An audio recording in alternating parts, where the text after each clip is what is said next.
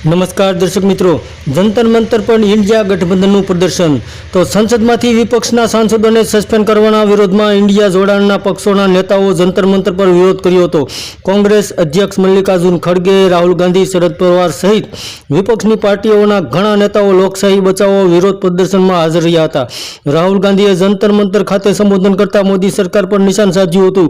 સંસદમાં સુરક્ષામાં ચૂક મામલે રાહુલ ગાંધીએ કહ્યું કે જે લોકો પોતાને દેશભક્ત કહે છે તેમની હવા નીકળી ગઈ છે. કોંગ્રેસ અધ્યક્ષ મલ્લિકાર્જુન ખડગેએ કહ્યું કે મોદી શાહે બંધારણ અને લોકશાહીને ખતમ કરવાનો પ્લાન ઘડ્યો છે અને રાહુલે કહ્યું હતું કે થોડા દિવસો પહેલા 2-3 યુવકો સંસદમાં ઘૂસી ગયા હતા. તેઓ અંદર આવ્યા, થોડો ધુમાડો ફેલાવ્યો ત્યારે ભાજપના તમામ સાંસદો ભાગી ગયા. જે લોકો પોતાને દેશભક્ત કહે છે તેમની હવા નીકળી ગઈ હતી અને દેશમાં ભયંકર બેરોજગારી છે અને યુવાનોને આજે રોજગારી મળતી નથી. એના માટે હાલમાં જંતર મંતર પર ઇન્ડિયાનું ગઠબંધનનું જોરદાર પ્રદર્શન યોજાયું હતું. ધન્યવાદ દર્શક મિત્રો.